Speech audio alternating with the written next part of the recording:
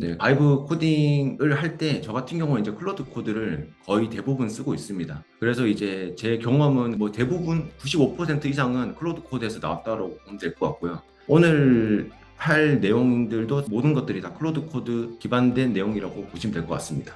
일단 지금 보이고 있는 웹사이트 같은 경우에는 제가 이제 바이브 코딩만으로 만든 건데 제가 가장 맨 처음에 만든 겁니다. 그러니까 기존에는 사실 제가 웹 서비스를 만들면 순수 바이브 코딩을 하진 않았어요. 고치다가 안 되면 제가 AI한테 시켜가지고 개발을 하다가 안 되겠다 싶으면 제가 직접 소스 코드 열어서 제가 수정을 했었거든요. 근데 이거 같은 경우에는 제가 소스 코드를 안 건드리고 직접 그냥 다 자연어로 개발을 한 페이지입니다. 이 페이지가 이런 식으로 어떤 UI들이 쭉 나오죠, 이렇게. 여기서 제가 오늘 하나 수정해 볼게. 장바구니 담기를 했을 때 이렇게 지금 얼럿 화면이 나오거든요. 얼럿 화면이 나오는데 이게 사용 경험이 되게 안 좋아요. 왜냐면 이게 나오는 순간 아무것도 못 누르다 보니까. 그래서 이제 보통 이런 장바구니 UI를 만들 때는 이제 토스트, 그러니까 잠깐 나왔다가 사라지는 토스트를 한다거나 아니면 이제 이거보다 더 사용성이 좋은 이제 모달 형식, 팝업 형식으로 이제 화면을 띄우거든요. 근데 이제 처음에 이제 바이브 코딩 할 때 지금 저런 식으로 얼럿으로 만들어 놔서 요거에 대해서 한번 수정을 요청을 해보겠습니다. 여기 왼쪽에 화면을 봐주시면 되는데요. 장바구니 담기를 하니까 얼럿이 나온다. 계산해보자. 이렇게만 하면 얘기해볼게요.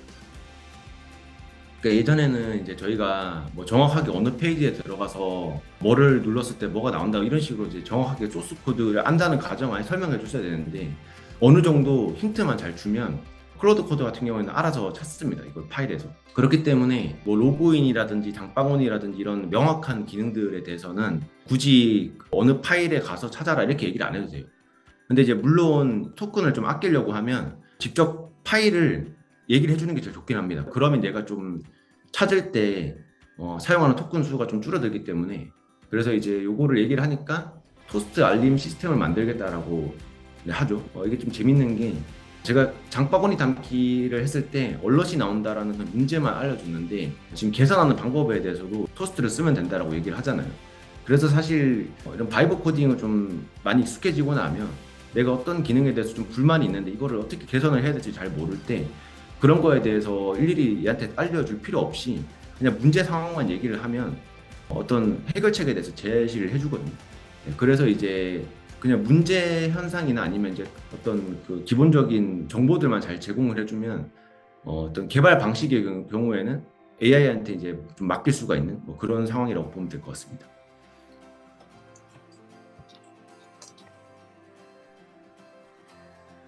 그래서 지금 얘가 작업은 다 한 것 같은데 되는지 한번 보겠습니다. 여기서 아까 전에 장바구니 눌렀을 때 얼럿이 나왔는데 네, 여기 잘 나오네요. 여기 위에 토스트 이렇게 나오고 있습니다. 그래서 이제 이런 식으로 이제 개발이 가능하고 이제 개발도 사실 뭐 어느 정도 저희가 개발을 하면 뭐 페이지 내에 뭐 기능이 뭐 수십 가지는 있을 수 있는데 수백 가지까지는 잘 없거든요. 그러다 보니까 이게 어느 정도 좀 요령이 생기긴 해요. 예를 들면 뭐 이런 버튼을 눌렀을 때 뭐가 나와야 될 것 같고 이런 것들 요령이 좀 생기기 때문에 이제 하면 할수록 좀 저런 거에 대해서 좀 익숙해질 수 있을 거라고 생각을 하고 장바구니 담기는 이렇게 이제 마무리를 해보겠고요. 또 어떤 걸 할 수 있냐면 뭐 어떤 서비스를 만들 때 이 화면에서 뭔가 아쉬운 부분이 있는데 그거에 대해서 사실 좀 생각하기가 좀 어렵잖아요. 그러니까 뭔가 아쉬운 것 같긴 한데 뭔지 잘 모를 때가 있잖아요. 그러니까 그럴 때는 클로드 코드한테 그 페이지 들어가가지고 너가 생각했을 때 UI 상의 가장 아쉬운 부분 딱 두 개만 골라서 알려줘 뭐 이런 식으로 얘기를 하면 확인해보고 알려주거든요. 네, 그렇게 해서 활용을 또 할 수가 있습니다. 예를 들면 이제 뭐 여기에서 여기 로그인 페이지에 좀 아쉬운 부분이 있는지 없는지 모르겠는데 페이지 열어서 UI UX에서 개선하면 좋을 부분이 뭐가 있을지 확인해서 두 가지만 알려줘. 네, 이렇게 할 수 있습니다. 네, 저 같은 경우에 지금 소넷만 쓰고 있는데 네, 이렇게 분석을 시킬 때는 오퍼스를 쓰면 조금 더 잘해주는 것 같습니다. 나는 여기 작업이 다 된 것 같고 근데 보면 두 가지를 알려줬는데 네, 로딩 처리 상태 개선 뭐 1번은 뭐 사실 필요한지 잘 모르겠고 2번 같은 경우에 에러 상태에 대한 표시가 없다. 이거는 사실 화면만 봤을 때는 지금 나오는 게 없긴 한데 지금 아마 제가 지금 에러 핸들링을 전혀 안 하고 있기 때문에 이런 얘기를 하는 것 같습니다. 그래서 뭐 이렇게 나왔다라고 하면 2번 같은 경우에는 진행을 할 만할 것 같습니다. 그리고 일단 클로드 코드로 이제 한 바이브 코딩 시키는 건 여기까지 하고 좀 더 진행을 해볼게요. 제가 생각했을 때 이제 AI랑 작업을 할 때 알면 좋을 만한 내용들을 몇 개를 좀 준비를 해봤습니다. 일단은 작은 단위로 이제 태스크를 처리하는 습관을 좀 들이면 좋을 것 같아요. 왜냐하면 저도 아직 잘 안 되는 부분 중 하나인데 AI랑 작업을 하다 보면 AI가 작업 속도가 너무 빠르고 구현을 한 번에 많이 해주다 보니까 한 번에 좀 작업을 좀 많이 시킵니다. 그러다 보니까 뭐 예를 들면 이제 그 사람이 작업한다라고 하면 1시간 동안 내가 코드를 100줄을 작업을 했다. 100줄 이상을 뛰어넘기 사실 힘든데 이제 AI 같은 경우에는 1시간 동안 작업을 하면 사실 수천 줄은 금방 찍어내기 때문에 그래서 이제 작업의 어떤 범위가 정말 커질 수가 있거든요.